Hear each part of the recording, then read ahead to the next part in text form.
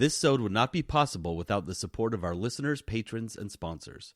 If you'd like to learn more about supporting the 3-Bit Gamer Show, check us out on Patreon at patreon.com/3BG. And a huge thanks goes out to our boss-level patrons, Christopher and Patrick.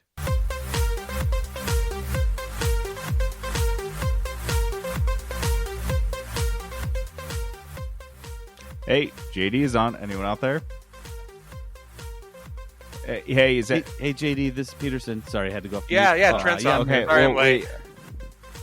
Cool. So, Hey, do you guys I have to hop on. Oh, sorry. Okay, go ahead. No, Okay. I was just gonna. Hey, Mom. No, I'm about to record. Excuse me? Yeah, I forgot to call Dad, but Trent. I was just, no. Trent, you need to unmute. Okay. So you guys ready for our first ever conference call episode? Hey, can you guys hear me? Sorry, I was unmuted. You just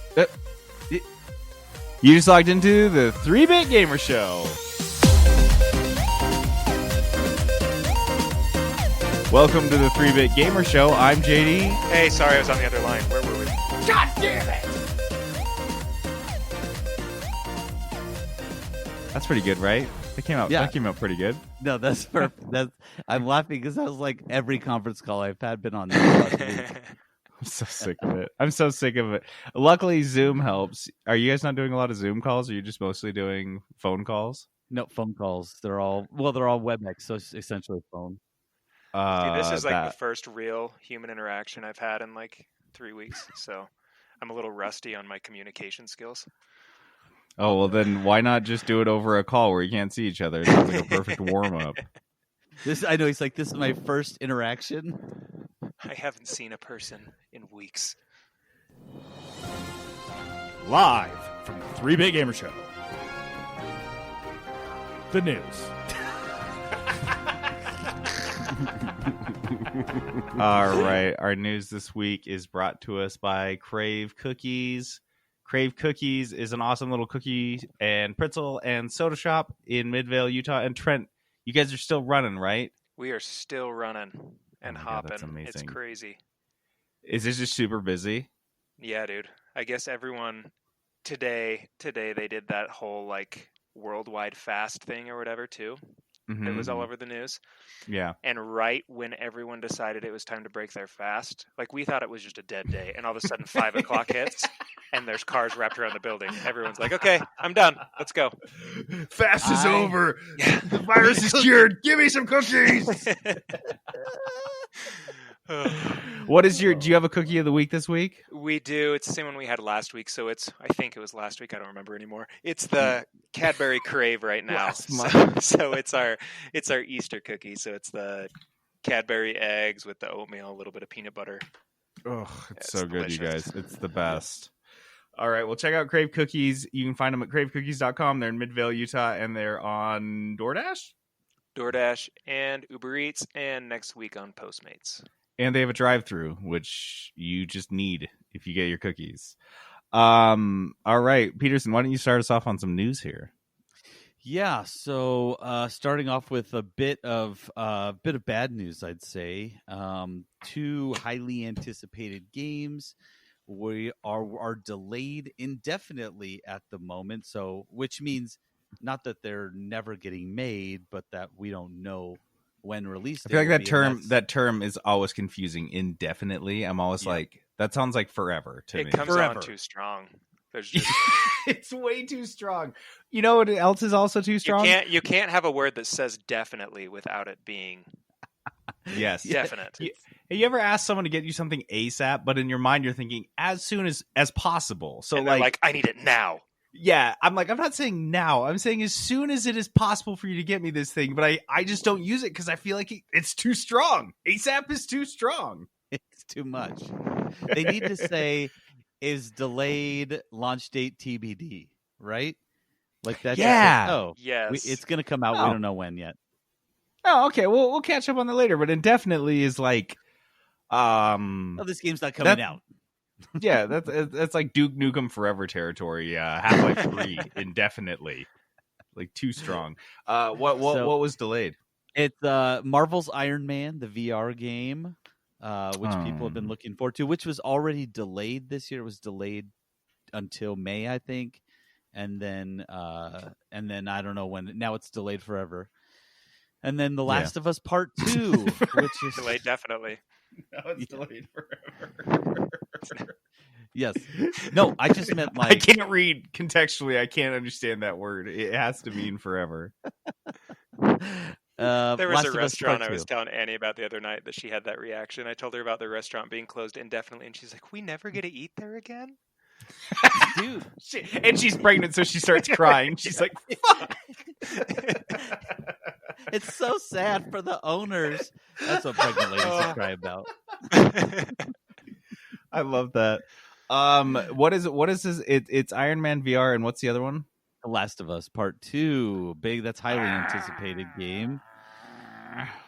So yeah, it's just that's the worst. It's just logistics, right? The logistics. It says logistics beyond our control. We couldn't launch it to our satisfaction, and mostly because they want everybody to be able to play it at the same time. So it sounds like some platforms they can't launch it, and others they maybe would be able to. So they're just going to delay it until further notice.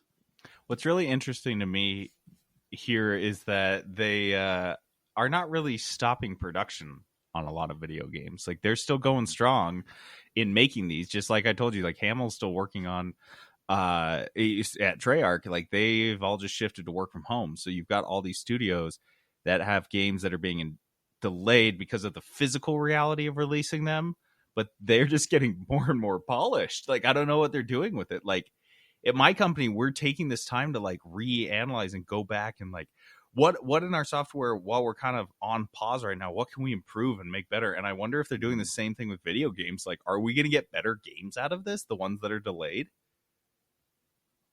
I mean, I would know, hope, possibly. but I wouldn't count on it. It makes me super sad. I was really hoping you guys would agree with me, but I Yeah, appreciate you're right, you being you're right. No, realistic. You're right. Now, just tell me the truth. I don't want to hear what I want to hear. It's going to be the gaming renaissance. Here we go. It's going to be like when we came out of the writer's strike and like all those seasons of TV shows wrapped up so well, right? Exactly. We're like so happy. Okay, so the other thing, this is some other big news, is the PS5 controller has been revealed. It looks like, as Peterson memed earlier in the week, it looks like PlayStation 4 controller had a baby with an Xbox One controller. Pretty close, yeah. Someone posted online a picture of an Xbox controller with one of those like workout tank tops on, and that's all I can see now. That's what it looks like to me. I gotta find it. Dude, it looks like this looks like a wrestling one piece, a wrestling onesie. Crazy. Dude, that is super funny. So this is, I mean, if I have to be honest, I do think it just you can't argue that the PS4 controller is inarguably technologically superior to the Xbox One controller. It has a microphone. It has that like little touchpad thing. It just has a ton more functionality. Superior, but it's definitely not as comfortable, I don't think. Right. So like if you're just debating comfort and what feels better, sure, like that's an argument to have, but I do think that PlayStation does focus on making their controller I think they just focus on it being more functional. And I think this one kind of follows that trend. It looks like it even has a bigger touchpad than the PS4 controller has. It's really pretty. I like it. One of the things I did see online that frustrates me to no end, if you look at the picture of it in this article where it's like the back view when it's sitting down. Do you see how it's resting on the triggers? Yeah, Mm-hmm. Don't watch Netflix with it. Yep. If you ever have anything you're watching and you put your thing down, it's going to hit those triggers. It's going to fast forward. It's going to rewind. It's going to be annoying. But like you can't, even if you're playing a game, like you put the controller down, it's going to start shooting because it rests on the triggers. Isn't that bad design? That does seem bad. I have an Xbox One controller right now, and I'm looking at it, and it has little pieces of plastic behind Here's the deal, though. The controller that it rests on. If you look at it from that kind of like profile view, It's pushing on it the wrong direction. So it looks like the R2 and L2 push down, not toward you. So if it's laying flat on its back, if you put it down flat, but if you just like kind of toss it even like slightly toward the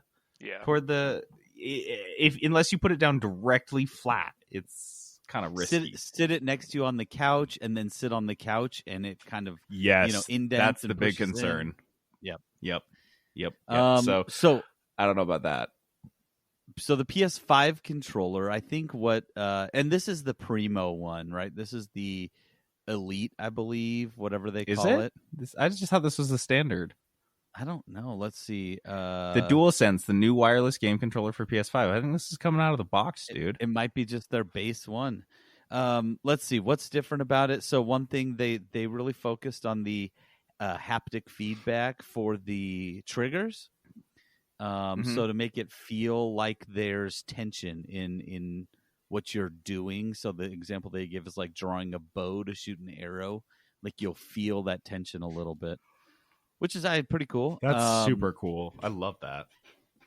Let's see. What else did they add in? Oh, they took away the share button, but made like a create button. And I think this is something that PlayStation maybe innovates a lot on, is with that create and share. So for people who are using it, absolutely love it, right? Well, yeah, having a single button you press to start streaming or sharing stuff is, for content creators, that's a huge deal. It's amazing. Yeah. And it's like an entry level, just like the PS VR is an entry level VR. It's like an entry level streaming device. It's awesome. Wait, does it have a microphone on the controller? Yeah, dude. It has a speaker and a microphone. I saw the mute button, but I didn't realize the little hole underneath it. Dude, the PS4 controller has a speaker. Right. It didn't have a microphone though. This has a mic. So if you want to just say a quick chat thing to someone in the group you're with, you can just hit it and chat with them. So it says if you want to chat for a long period of time, you should use a headset. But if you want to just jump in and say something real quick, you can just push the button, jump in, say you don't it, have to go we'll say it. Fumble with your headset. Oh, hold on, I'm getting a headset. Hold on, I'm going to get on. Yep. You don't have to be sending those texts. You can actually just say it. You can just hit the button and say, oh, my mom won't let me use the headset. It's an online game, Mom. Dude, that's dope. I think it's the superior controller. I like them both, but I do don't too. know. I think it's better. I appreciate the work they're putting in at Sony. So me being new to PlayStation, right, when I use the PS4 controller, I'm like always surprised. It starts making little noises at me, and I'm like, what the freak's it? Because of my phone? Nope, it's the controller. And the light situation, and I didn't even realize that big middle thing was an actual button. And I just keep getting surprised by the controller, whereas with the Xbox controller and the Switch, the Pro controller, which I love, but I love the Pro controller. They're just standard controllers. There's nothing fancy on them, nothing exciting. PlayStation has like fancy features on it, which I think is cool. Yeah. I like it. Yeah, and I think that's I don't know why Xbox One has just ceded this territory to them, where they're like, we'll just keep making gamepads. You guys do like fancy stuff, add all sorts of haptic feedback into your triggers. So ours is going to look like it has for the last like 3 iterations, so don't worry about it. In fact, it's funny because that's what I felt like use they your did old one. When they went from PS2 to PS3, and everyone's like, well, it's the same fucking controller, it's just wireless. Like, you guys, way to phone it in. And it feels like they took that very personally. Mm-hmm. And with the PS4, they're like, okay, fine, we won't phone it in again, we'll make it better, okay? Gosh. Well, that's what I like, though, is it's the same controller. They're just adding like little bits each iteration. So like the microphone, the giant touchpad in the center of it. Like, I just used that for my first time today because I hardly ever use my PlayStation, and I love that. Yeah. All right. Well, keep going, Peterson. What's this next thing?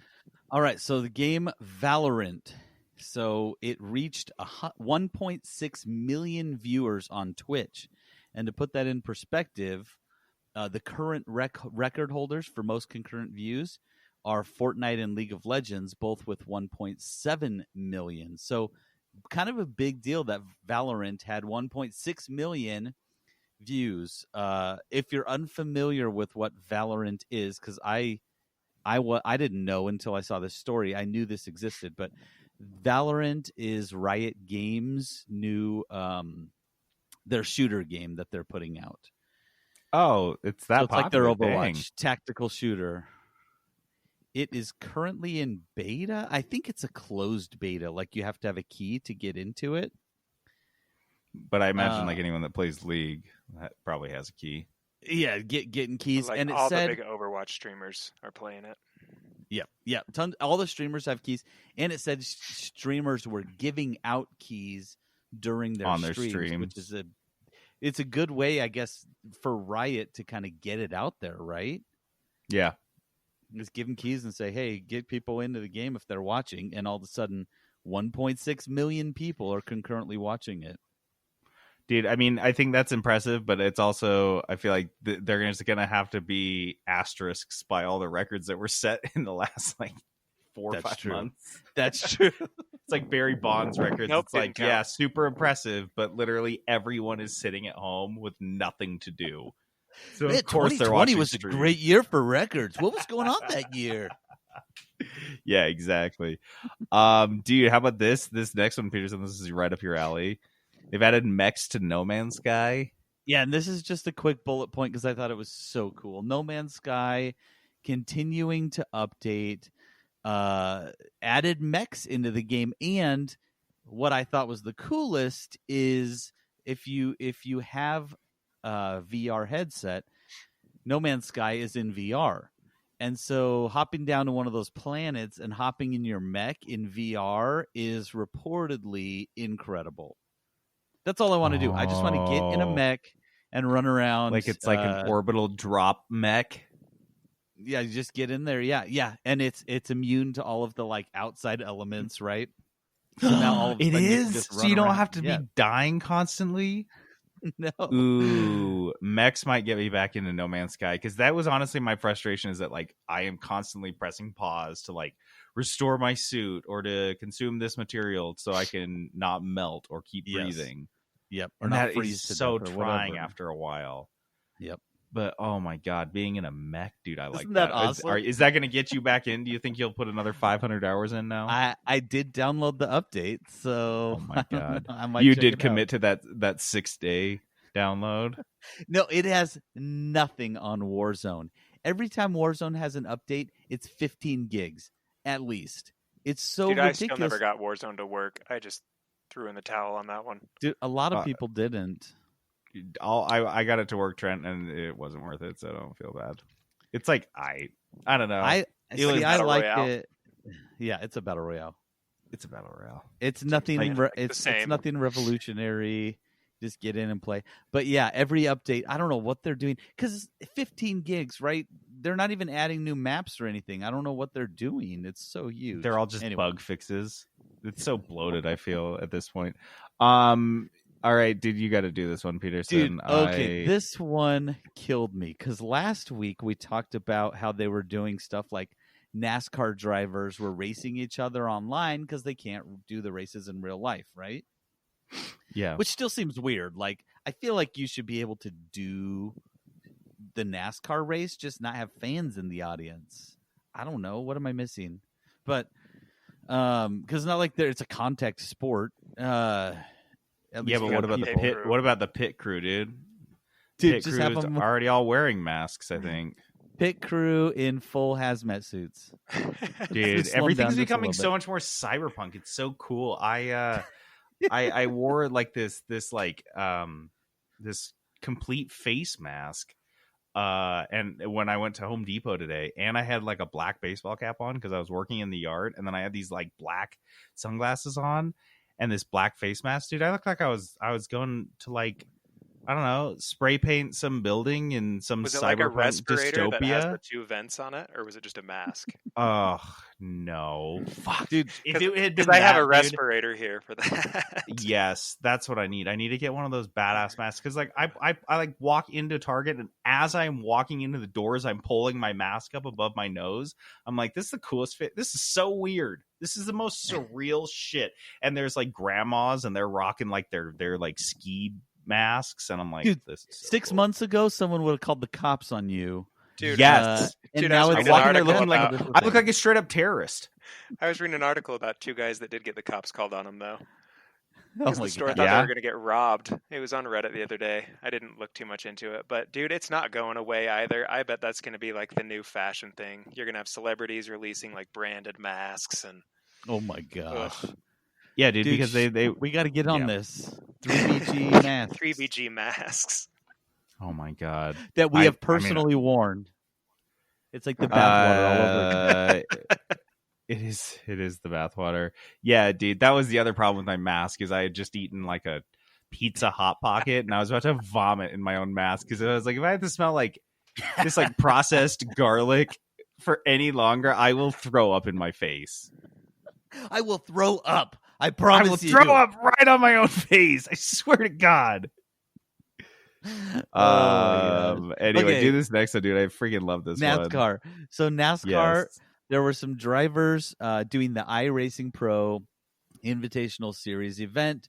They're racing each other online, right?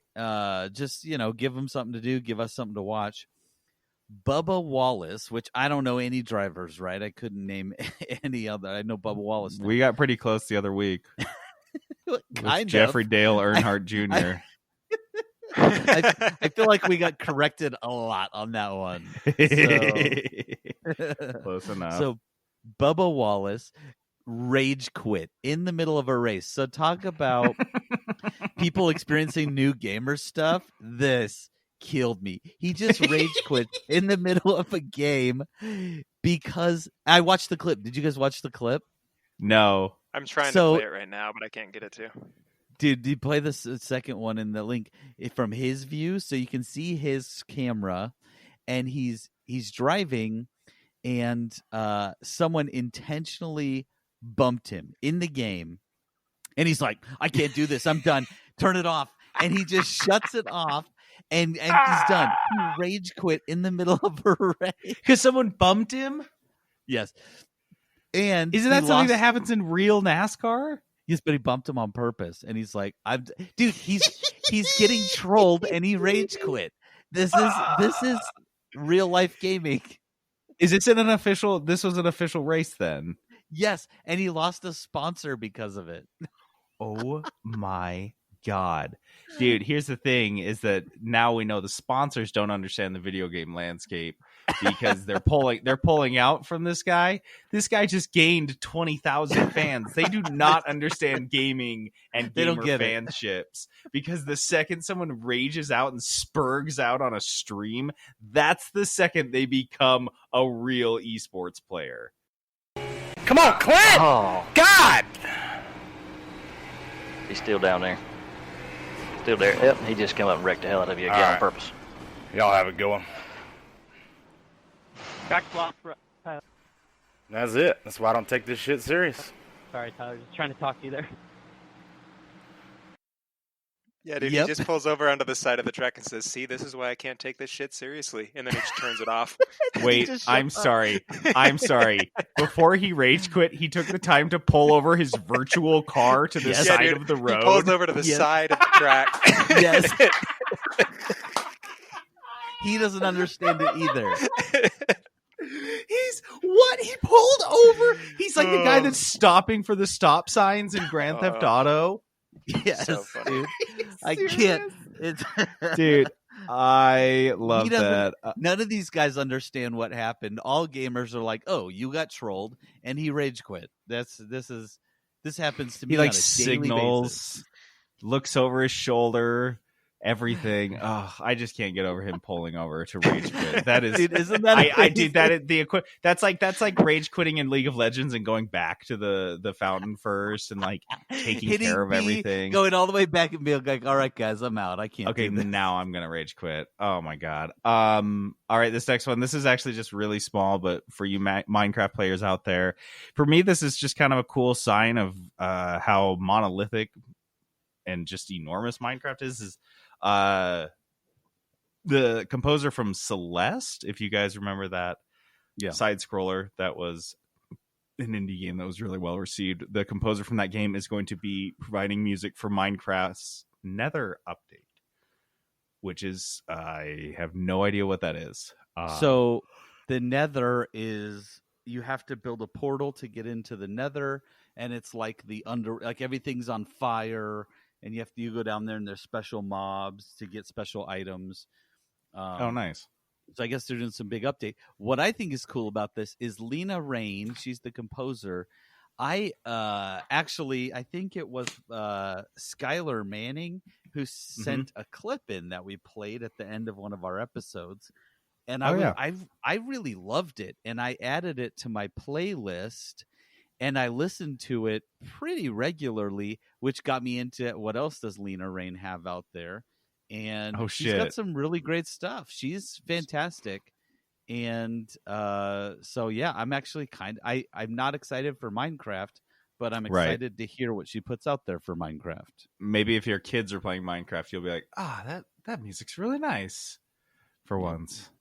This next one is pretty big deal. And this, I think, just came out today or yesterday, but E3 2020, that has been canceled. We already talked about. They don't even have an online experience. They're just calling it. They're just throwing in the towel. They already do have the dates laid out for 2021. So before everyone starts running out saying, "Oh, this is the death of E3," it absolutely is not. They're gonna have another one in 2021. But I don't know. I feel like that's such a lost opportunity.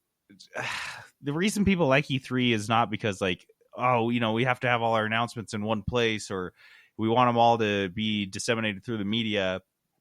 But it's kind of cool to have like a singular time in like the gaming year calendar that you will have a bunch of announcements and exciting things to look forward to.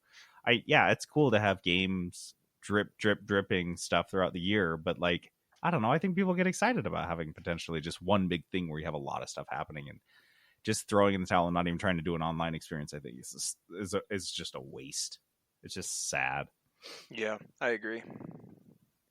But we'll see.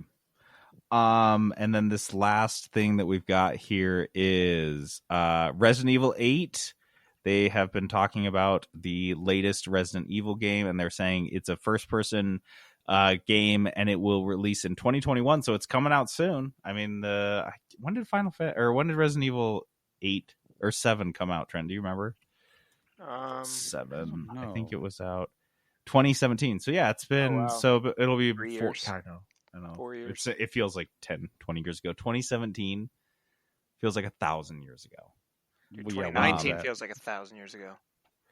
Yeah, but 1995 was only 5 years ago, so in my brain for some stupid reason. I don't know. Yeah, I remember it. They have been doing other stuff though. Like they've been busy, right? They did VR version of it. They've done Resident Evil, and I don't know if it's all the same group, but they've done Resident Evil remakes or remasters. Mm-hmm. So they've done. I feel like we're getting a lot of Resident Evil.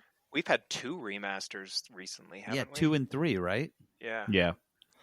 Yeah. So it's gonna be because they've had 2 in 2019, and then Resident Evil 3 came out this month, and then Resident Evil 8 will be out next year, and it's apparently going to be a serious series departure, which everyone's like freaking out, or people might be weirded out by that. But if you have played a lot of Resident Evil games, or even a handful, they are all extremely different. Each one is a serious departure from the previous one. That's like something that I didn't really pick up on until I saw this headline. I was like, every single Resident Evil is so different than the previous one. Have you guys played any of these before?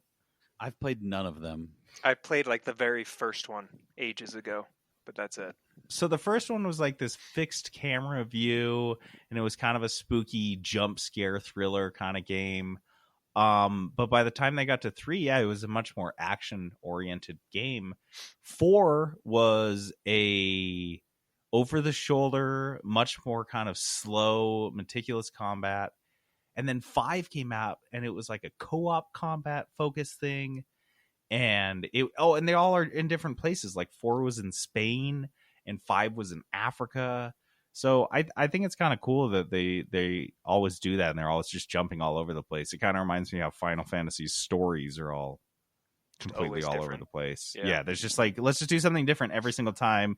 We'll keep kind of the same themes going, but for the most part, we're just going to do something new to keep things fresh. And I like that. I think it's cool. Yeah. So I'm glad we have that to look forward to in 10 years from now in 2021. All right, let's do this. If we make it that far. Yeah, we'll see.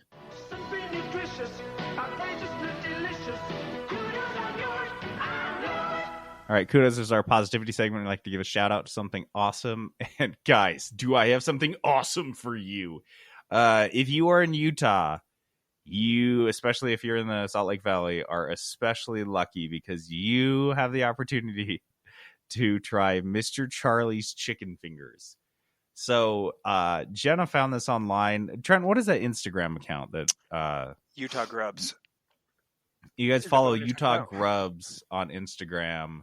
They just go to it's just like a young couple, right, Trent, that just goes to a bunch of Yeah, it's just a young couple from Holiday that just goes and tries local restaurants all the time. And they're just food bloggers, but they're like one of the bigger ones in Utah, and they usually have pretty good recommendations. Yeah. That's what I felt. Is it's not like they're just like taking money and then just saying I ate at this place. It's like they have some solid recs. And so Jenna found this place because she follows them, and we went, and it's it literally is a chicken tender restaurant. It's just chicken tenders. They have sandwiches, obviously. Let's see. So they have chicken tenders, and then they have coleslaw. So they have sides. They have Texas toast. I don't know if you guys have had Texas toast like from like a barbecue place, but this is like barbecue quality. Like, oh, so good, this Texas toast. But yeah, it's just mostly they have a sandwich with their chicken tenders on them.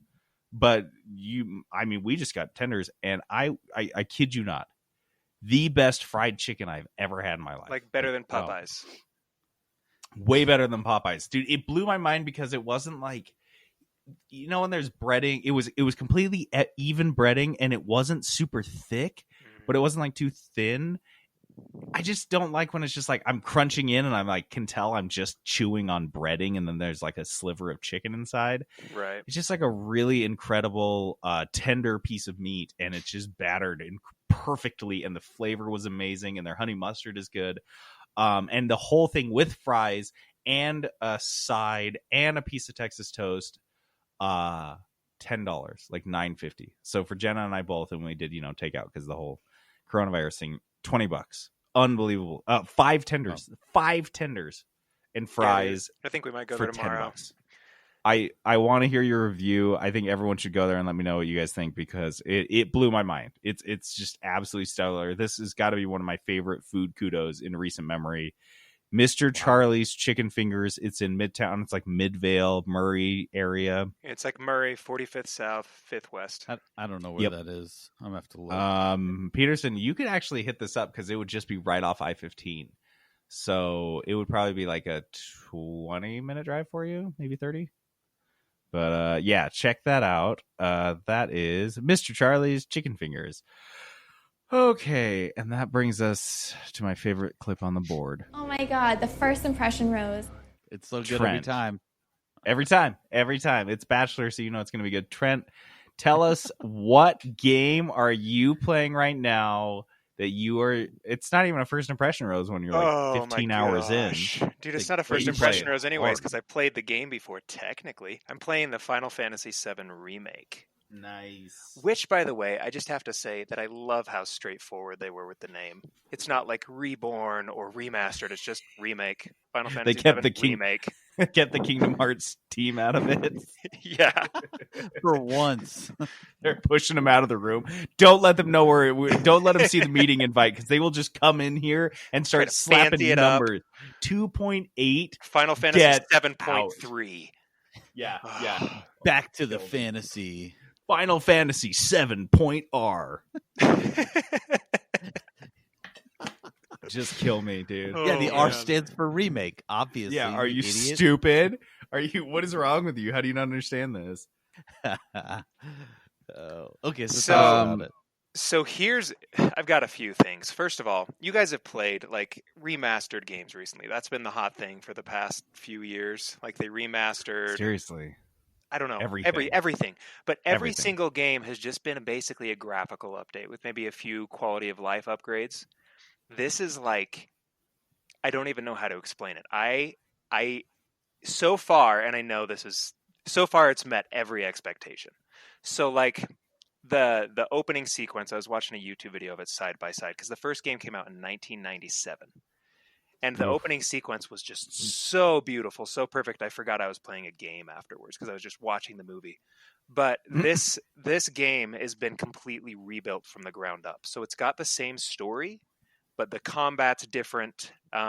They've added a few. So they've taken the story and then they've kind of embellished on it because they said Final Fantasy VII was like a masterpiece, but we think we can do it better now. So they added story elements. They added a few characters here and there, but like the core game really? is still exactly the same.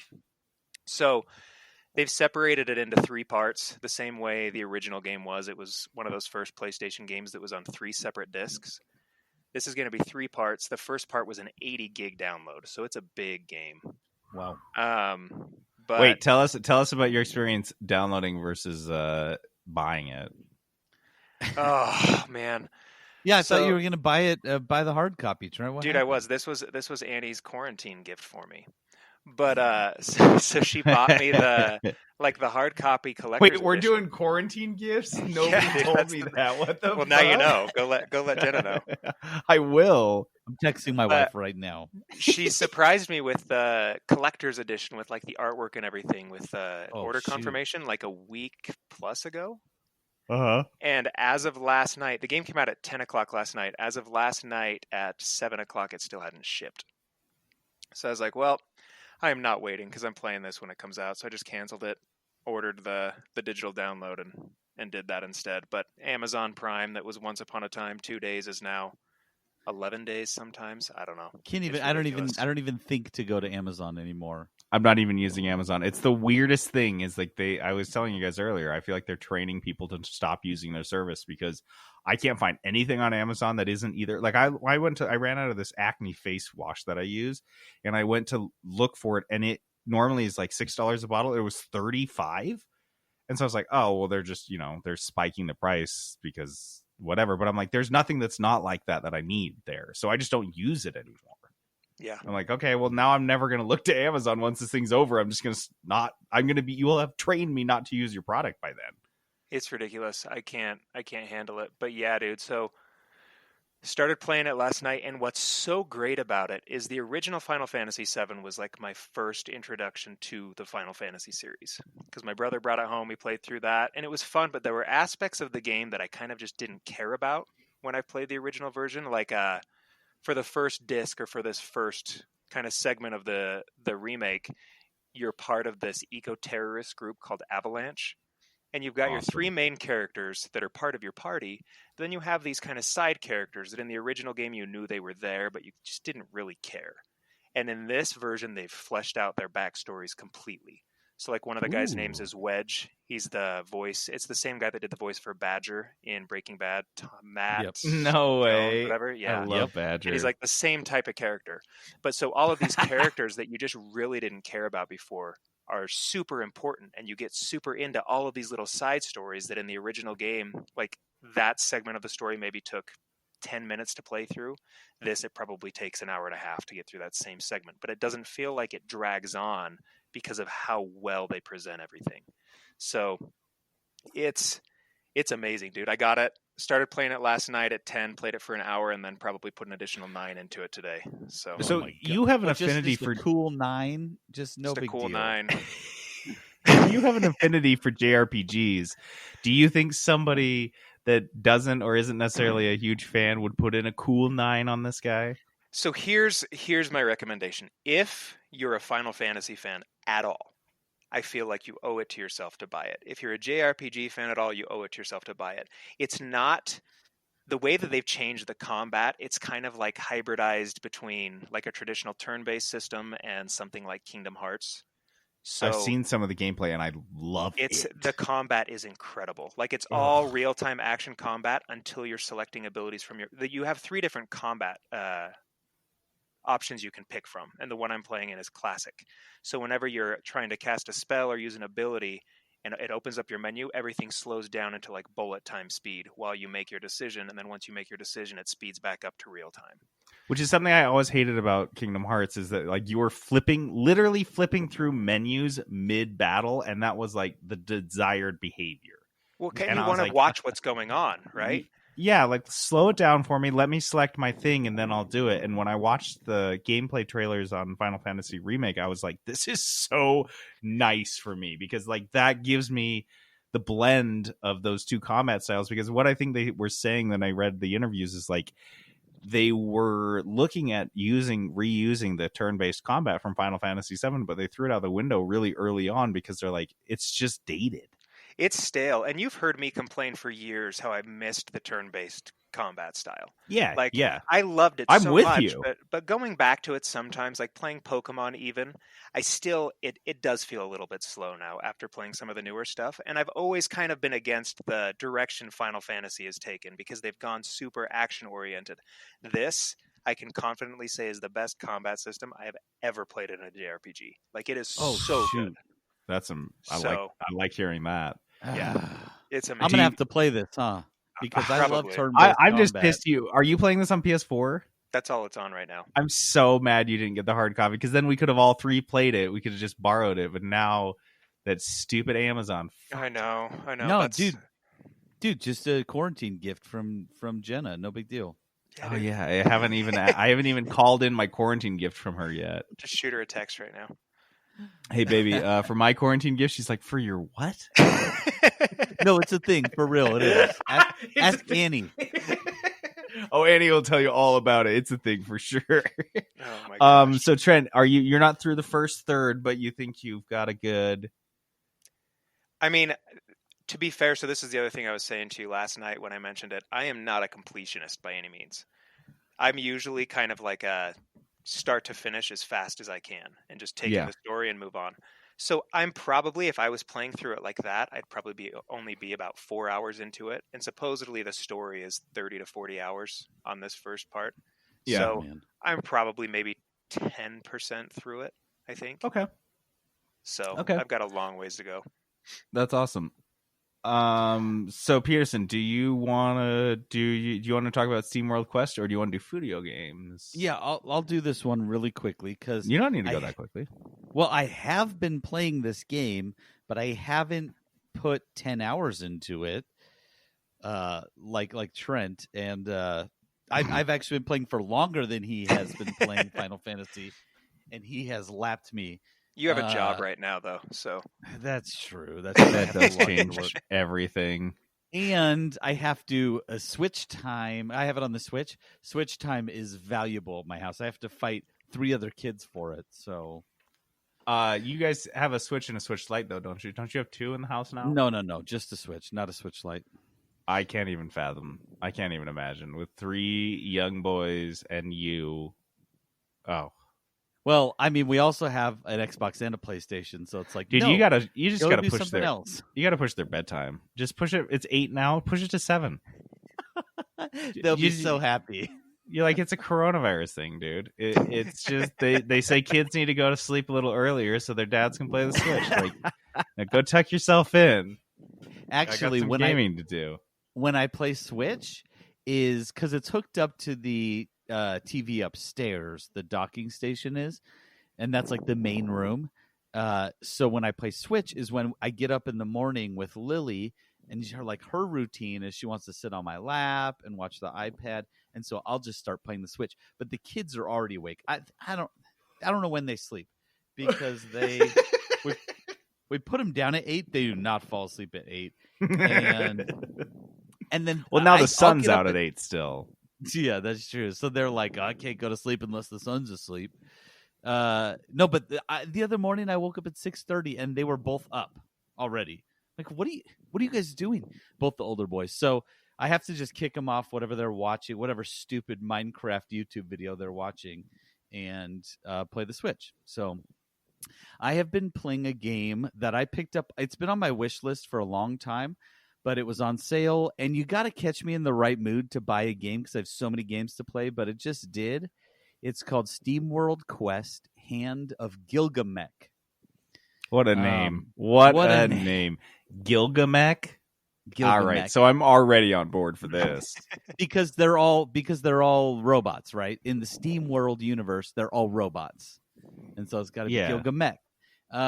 So if you remember, I've reviewed one other Steamworld game. It was Steamworld Heist, which it was actually I was so mad at myself for not talking about it last week because it's a space pirate. You're a space pirate mech, and I didn't even talk about it during Pirate Week. Space pirate mech. Yeah. I like all three of those words. It's so good. By themselves, but together, they're the best. It just sounds so great. So I'm playing Steamworld Quest, which is, again, you're Steamworld. Everything's a mech, right? The goblins are mech goblins, and there's like a guy who looks like a fox. No, it's a mech wearing a fox mask. Everything's a mech. And that looks like a normal guy. Oh no, he's just it's a mech wearing a guy suit. Wearing a guy suit, wearing an Egger suit. Is he wearing an Egger suit? So these games do not take themselves seriously. There are lots of silly jokes, and the characters are kind of goofy, and they have a lot of like personality. So there's a lot of dialogue because they like to. The writers like to make jokes. And so I'm playing this game, Steamworld Quest. It is very different in terms of gameplay from Steamworld Heist. This game is a turn-based combat card game. So kind of in the way how Slay the Spire, like it plays like Slay the Spire. You have a deck of cards or a hand of cards. You've got a larger deck. And you can play 3 cards per turn. And then there's like a lot of strategy to it because, so for example, if I have 3 mechs on my team, each of them brings to the table their own 8-card deck, and then they're all shuffled together. And then I get a hand of, I think it's 6. I get a hand of 6 cards. I can play 3. Some of them there is a card cost, and there's base cards that don't cost anything to play. But what it does is it ups you've got a little like gear.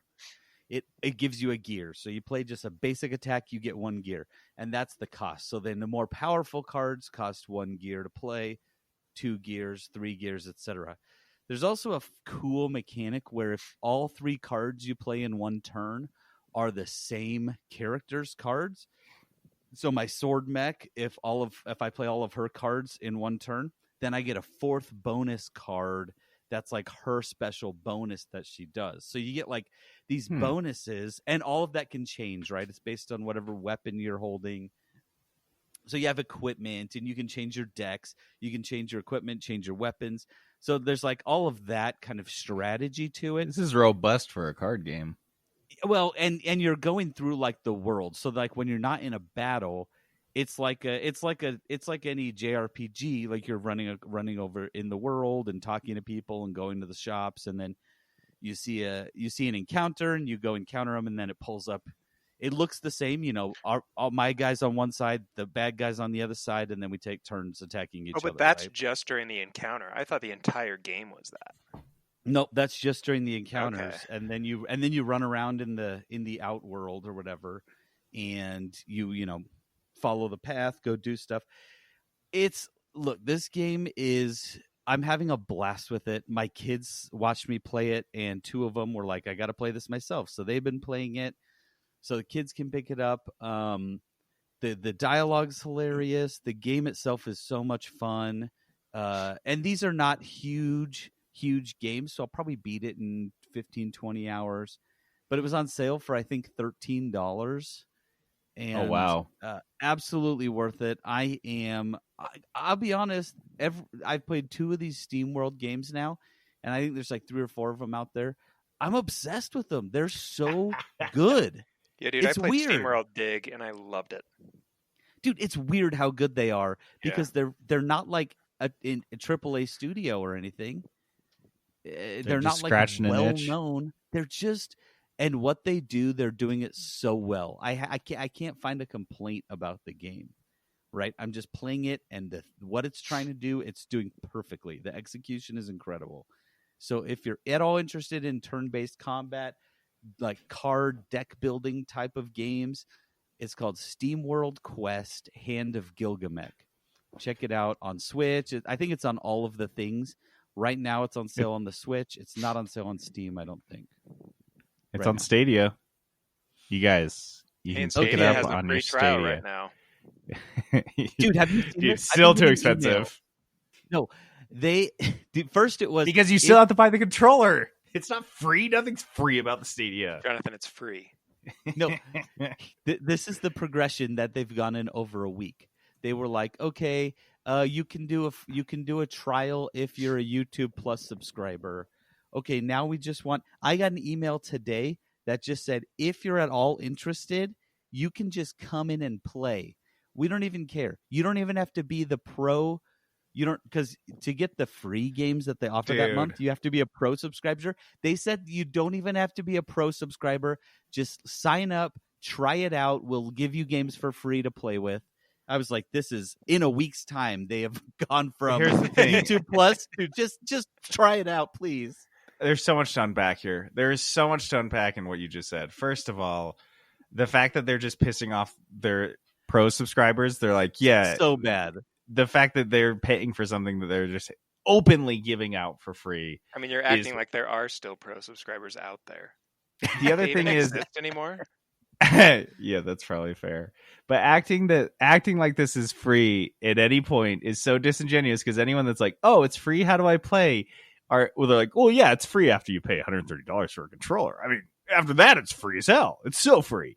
So then you have to buy the controller. But the funniest thing and the saddest thing about this whole thing is you said that they sent you an email that was like, if you're a YouTube Plus subscriber, you can jump on board. And then they probably saw the response rate to that email was so low and that nobody clicked on the link or subscribed to it. So they got desperate and sent out the other one, because you know what is happening right now at the same time? It's just what we were discussing with Valorant. They are having struggles with their streaming gaming platform while literally the entire world is cooped up in their fucking house right now. And they still can't get them to play Stadia, even when they beg them to do it for free. That is so bleak.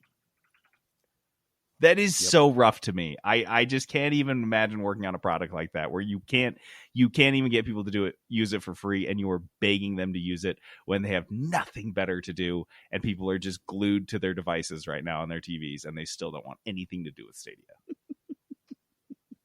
Wow. So good. Congratulations, good. Google. You Googled it again. You Googled another product. Way to go, buddy. Hard. All right, so our next segment here is Foodio Games. We haven't done Foodio Games for a while. This is kind of like a Trent patented segment. Foodio Games. So this week we wanted to do Foodio Games on. So I'll introduce this a little bit. I was telling Jenna this morning while we were walking the dogs, I was like, hey, so I was playing Doom Eternal last night, and I think I'm almost done with it. I'm like, fuck. I just cleared out the what's called the Super Gore Nest. Mm-hmm. I'll say that again. The Super Gore Nest. Sounds gross. That it was, Peterson. It was very accurately named. And it's like the nexus of all the demons that are coming into Earth. So I cleared it out and shut it down, and I was like, oh cool, I've probably got like a boss or two to wrap up here or there, and then I'll be done. And I was telling Jenna, I was like, I'm falling in love with this game super hard, and I have a feeling that I'm going to be head over heels with it, and then it's going to end, like the next mission.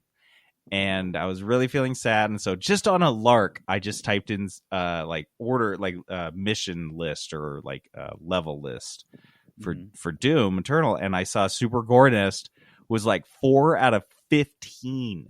So you're not even halfway there.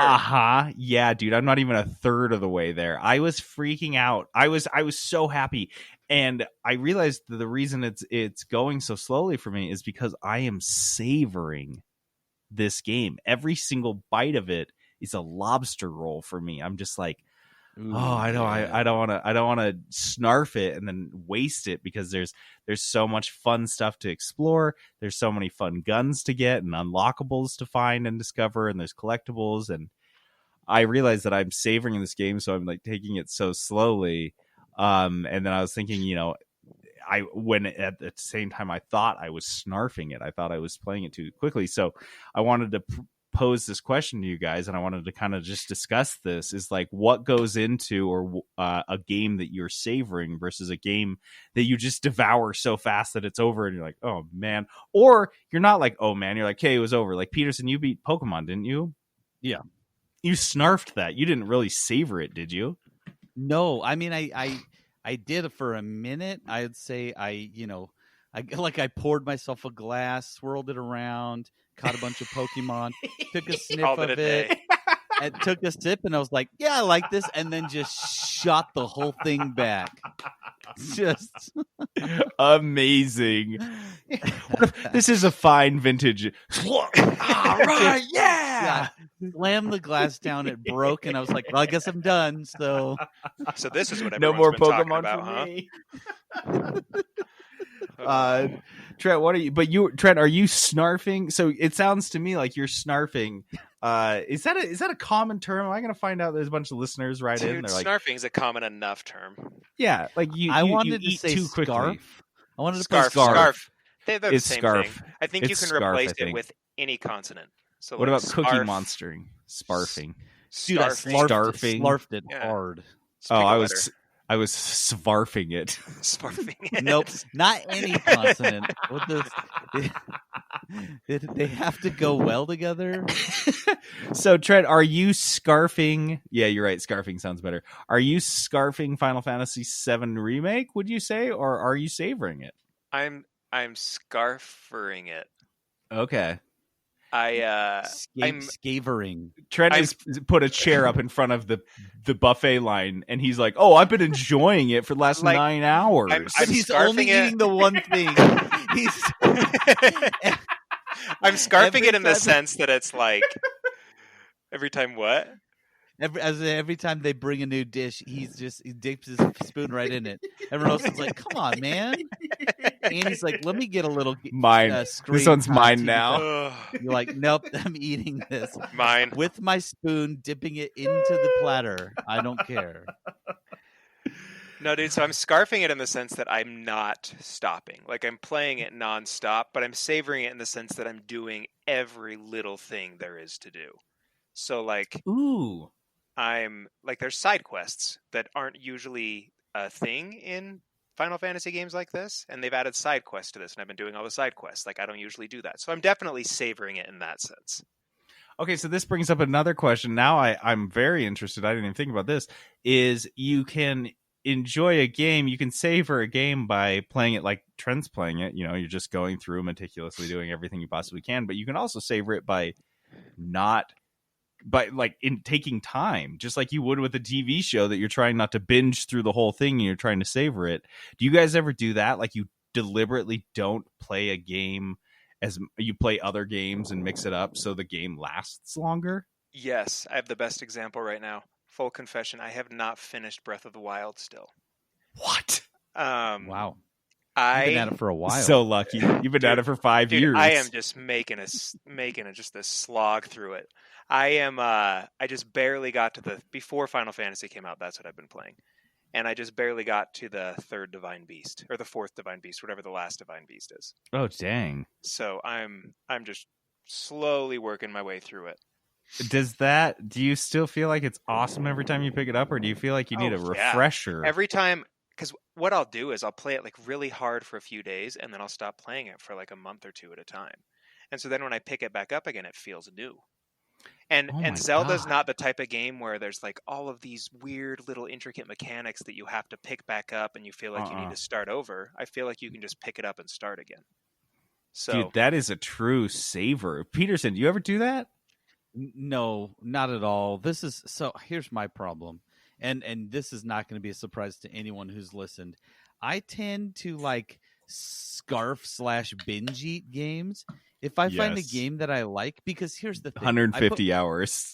I put my kids to bed, and then my wife and I will watch a show or something, and then I'm like, well, it's game time now. So I sit down, And if I have a game that I like, I'm playing that. I'm just going to do it. I have a few that I mix in there. Like if my friends are like, oh, let's play a game of Rocket League. It's like, all right, you get 2 rounds of Rocket League before I have to go back to whatever the hot game is. And then I play so hard. I'm looking at my Steam list right now. PUBG is a great example. 826 hours.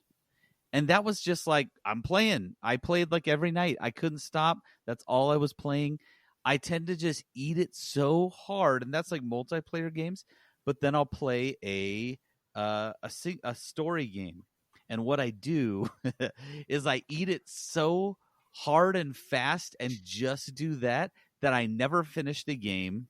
I just get like sick of it before I actually finish the game out. So like I'm most of your gameplays are like 75% completed, and then you just give up. Yes, and then I'm like, well, I can be done because now I got to go back to PUBG or Warzone or whatever's like the new thing. So I just shove it down my throat to the point where I want to vomit, and then I'm like, ugh, I can't do that anymore. I have had my fill. I can't do it. And one day the kids go to bed, and you're like, something else sounds better.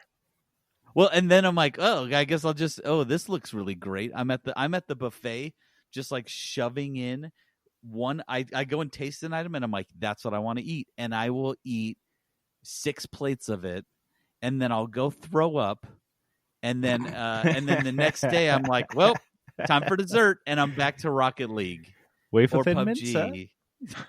Dude, I just tend to like totally binge eat games that I love to the point where I'm completely done with it. You know? Do you ever regret it after the fact, though? Do you ever get to that point and then just think, oh, I wish I'd enjoyed that a little bit more? Yeah, all the time. Especially because at the time, I think I love this game so much, I'm never not going to love it. And I'm going to do everything. A great example, Red Dead Redemption 2. I put in easily over 100 hours of that game. I was playing it every night. I wasn't playing anything else. Like, I didn't play online with any of my like online group while I was playing that. They were just like, oh yeah, Peterson's playing Red Dead. I was playing it so hard, and I was doing everything. I was hunting. I was like, you were. Fishing. I kept a list of every hunting item that I would need to craft every single thing in the game, and I was going hard. And that's just what I end up doing. And then I got to a point when I was like, I don't want to play this anymore. I am so sick. And now I've like turned on that game. I'm like, ugh. Red Dead Redemption 2. Dude, Red Dead Redemption. No, I binged Red Dead Redemption with you, and for me it was like I was binging. This is the best meal ever. I like loved this restaurant, and they closed and they opened up again after like 5 years, and I was so excited. I just ate as much as I fucking possibly could. But then like halfway through my meal, something like started to taste funny, but I was like, oh, it's okay, I'll get over it. It's just a weird taste in there. I just had a bad bite, but then it kept tasting funny, and then finally I took a bite, and it like was half a cockroach, and I was like, like, wait, is that a turd? How much of Why this did I still eat? eating this? Oh my god, I have to throw this away, and I wish I'd actually never come here and eaten this in the first place. That's how I felt about Red Dead. I wish I had never binged on Red Dead. You guys turned on that fast. So bad. Like, too. Well, here's the thing. It was needlessly long. I keep seeing details every fucking day that come out on that game that people discover. I just found out that they've discovered that when you run your horse too long, horses, when you run them too long, their mouths, like, I wouldn't say they drool, but their mouths like sweat. And so the chest of these horses, if you run them too hard and too fast, their chest will get wet from the sweat in their mouth. And I was like, you guys put that much fucking care and that much time and effort and thought into the game, and then you just let Dan and Doogie fucking Howser write this shittiest story I have ever read or ever experienced in a video game ever, and all the god awful dialogue that they like lorded over. And I was like, dude, you guys watch Westworld? You guys both watch Westworld? No. Oh well, I can't use that metaphor. I just feel like they think they're like they thought they were these like godlike writers that just like their written words and dialogue was like second to none. And it's like Michael Bay dialogue over like Steven Spielberg directing. And it is so jarring. I had to turn it off. It is so hard. The story is so abhorrent that it ruins maybe one of the best, most thought out programmed games of all time. And the story was that bad that I was like, fuck you, I'm out. And for me, it was the point when I felt like I was coming to a conclusion, and then all of a sudden I get on a boat and like crash on an island, and then I get off the island and go right back to where I was, and I was like, why did I just spend 15 hours it was so pointless. It added nothing, and then my guy's like sick and dying, and I'm like, I don't want to play this. Why am I just eating rolls? Why have I just been sitting here eating rolls for the last 30 minutes? Like, I don't want, like, it got to a point when I just didn't care anymore. I wanted to see an end of the story, and then I just didn't care enough to get there, right? Have you guys ever absent-mindedly scarfed a game? I feel like I did this with Control.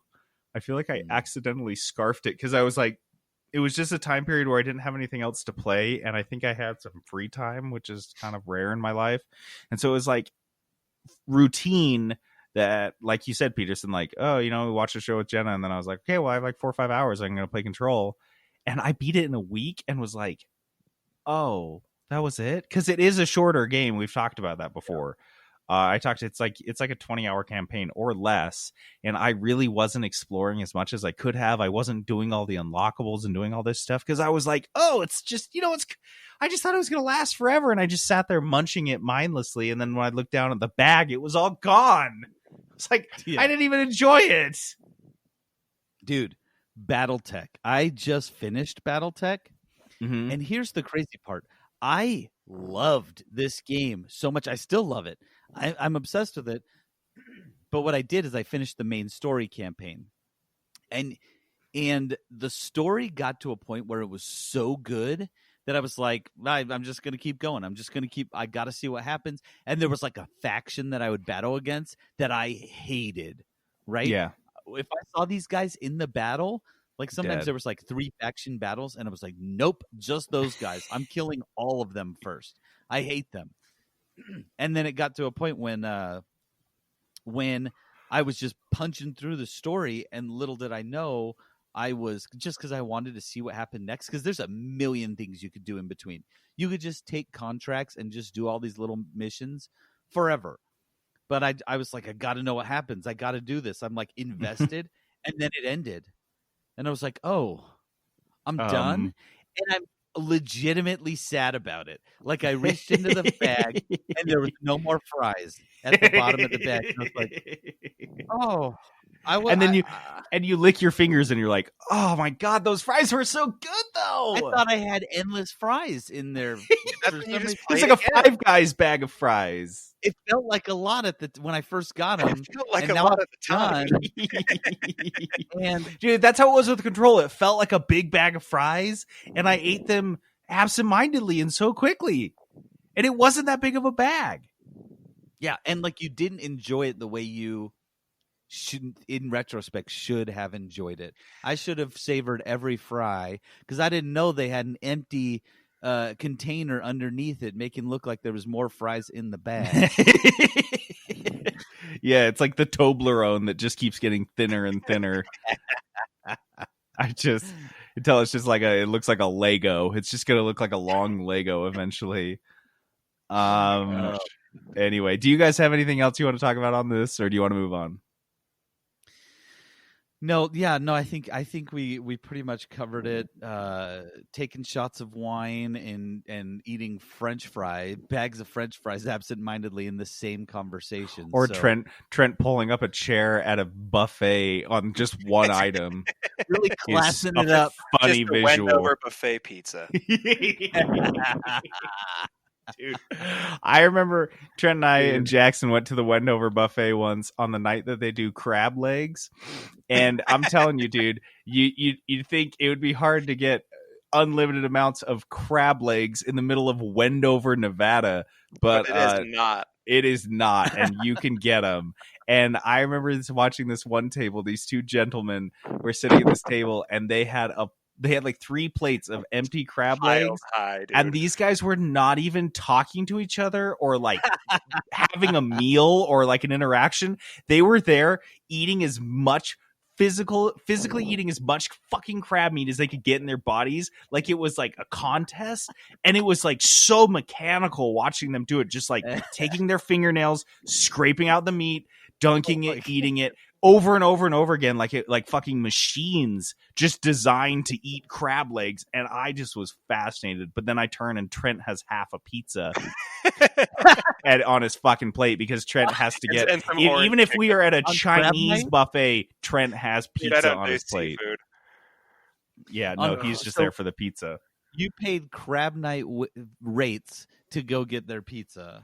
I got my money's worth. I'll tell you what. Yeah, it doesn't matter, Peterson. 17 plates in? No. I've played prime rib prices, and I do not like prime ribs, so I don't give a fuck. We'll get our money's worth. Trust me. Even if it's just the soft serve. Oh my god, yeah, dude! Trent's eating like we go to a buffet. Trent eats the way my kids eat. Like, pizza, hey guys, orange chicken, and soft serve ice cream. Pizza and soft serve ice cream, dude. Oh my god! I cannot wait till Trent has his kids. Right? Dude, I'm not even the worst. Annie's is the absolute worst. Because we're staying with my parents right now for this whole thing, and my mom was doing like a grocery store run the other day, and she asks Annie what she wants, and Annie just all she wanted was Gushers, cheese, and breadsticks, like the little cheese and crackers. And she's growing a child on Gushers. We have the fattest little kid. He's gonna be a little Gusher. Like I think in the past week we've gone through like probably 10 boxes of Gushers. It's amazing. Dude, we just nicknamed your child, by the way. Little Gusher. Little Gusher. Oh my god. Okay, actually, I have to do a sidebar. If you guys don't know this about me, now you'll know. One of my absolute favorite things is pregnant women cravings.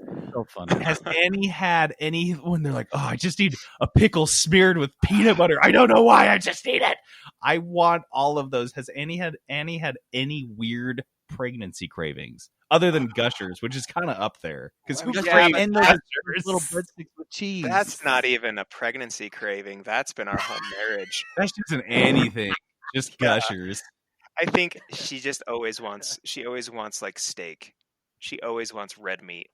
Oh yeah, dude. And nice. So, little Gusher is going to be a carnivore. Little Gusher is going to be a carnivore. I love it.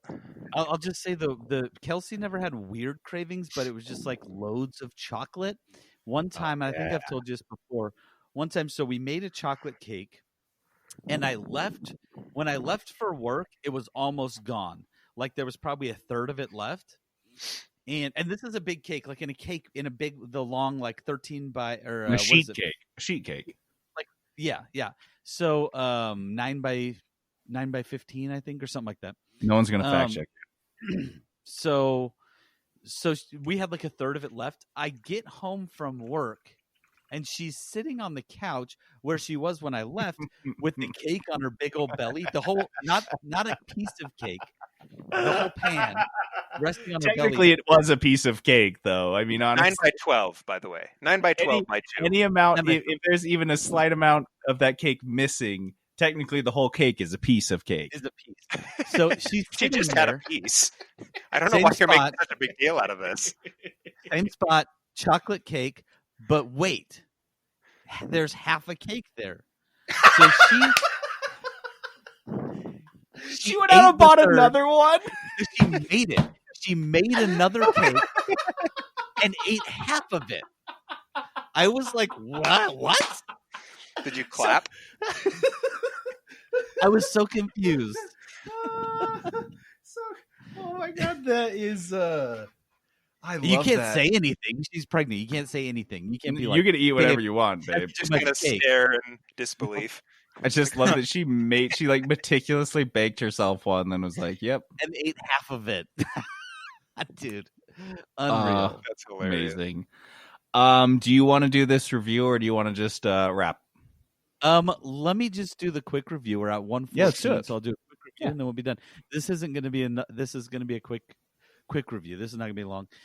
So I played a game called Roundguard. You probably haven't heard of it, but I found this game. I can't even remember where I saw someone had posted about it. It is, if you ever played Peggle, did you guys play that? Yeah. I love Peggle. Dude, Oh so my much God. Peggle. Yep. I played a ton of Peggle. And so I was pretty excited when I saw that this game was coming out, and it's like it's a Peggle-like. Peggle-like. First time I've heard that. Yeah.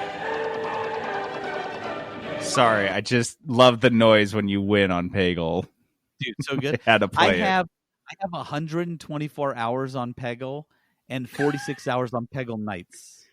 Sorry, On 100 what 100 device? How many? 124.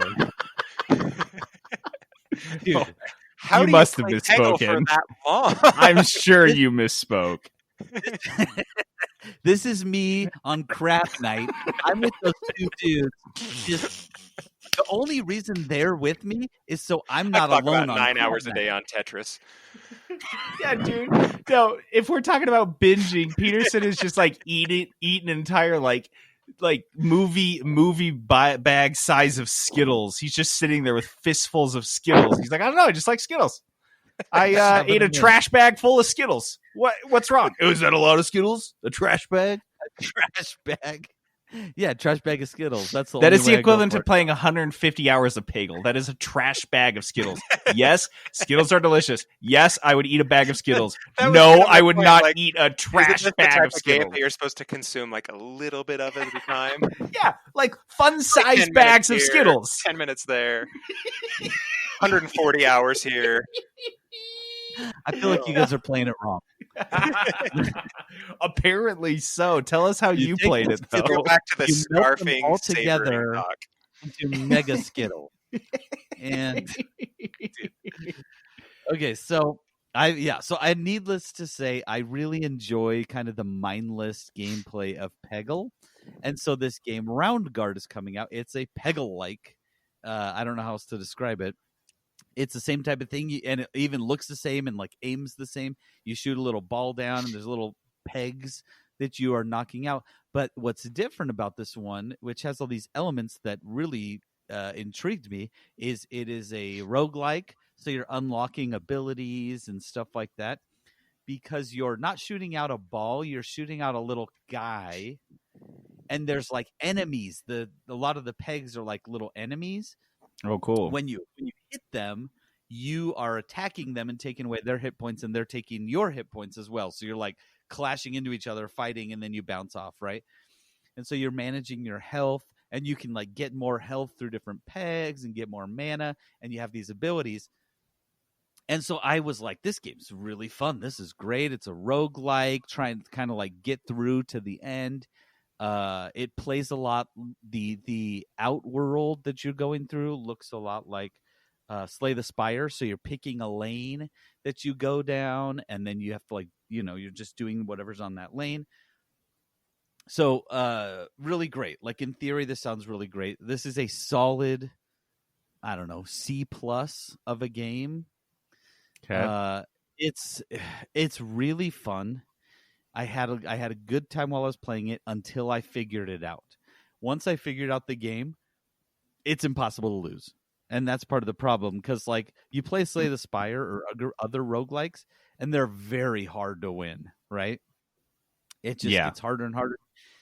This game, no. So once I figured out the strategy, so easy, just knocked it out, and I'm like unbeatable, right? I cannot even come close to losing anymore, and not because I'm good at it. It's just you learn the like moves to get, and you're like, no, I got this. It's so easy. And so I played 6 hours of it, and because I was like playing around with it, I think probably a lot of that's like what idle time, because I was doing it while I was like on calls at work and stuff, because it's real passive, just kind of like click one. So listen, I honestly, this is like it sounds like you wanted it to be better than it was. Yes, this is a save your money. If you are a Peggle head like me, a peg head Oh, easy.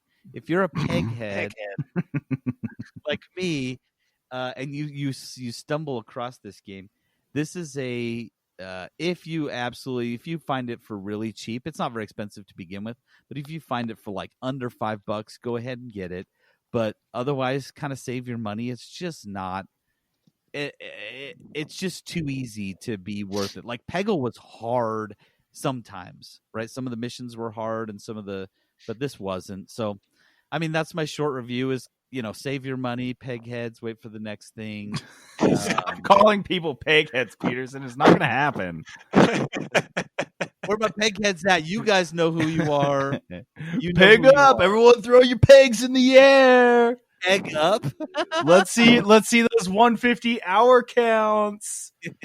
You are the only one that does that. All That's right. Roundguard. The game is called Roundguard. It's not an auto buy, so save yourself a little bit. It's called Roundguard. Go ahead and forget it. Don't ever buy it. I just have to throw this in here. I just pulled up the Peggle Playtime ladder. And Peterson's on top of it. The person with the most playtime on Peggle on Steam is 19,782 hours. Wow, those are goals.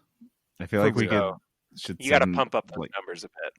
Someone to his house and check in if he's okay, or if he just died and his cat is like pressing the button over and over again. Stop egging. Can't stop. That's a real egging. peghead. Yeah, that's the end. That's the title of this sode. All right. Dice of Destiny. All right, it's Dice of Destiny is this awesome little game we play at the end of every episode in which we roll a 20-sided dice that has 20 different game genres assigned to it. Then we roll a 6-sided dice to see how much money we can spend on it. Finally, we roll the dice to see who has to find a game in that genre for that price, pick it, play it, review it. And last week we rolled a horror game for, I believe, $30 or less.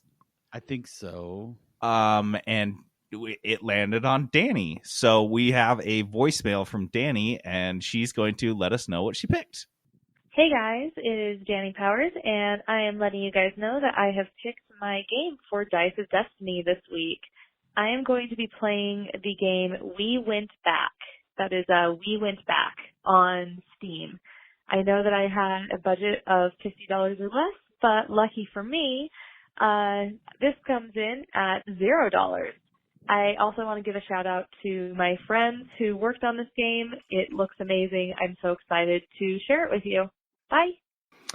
All right. Thanks to Dani and thanks to everyone out there for tuning in from the comfort or insanity of your own home to play us out. We've got the main theme from Final Fantasy VII.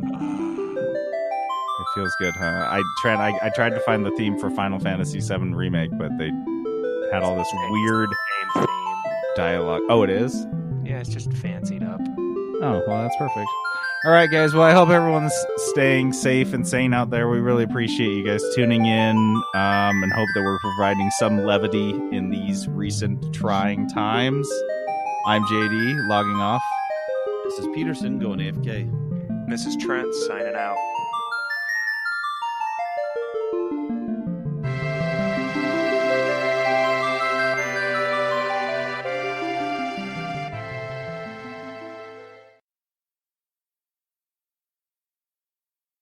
Peterson Productions. Oh yeah.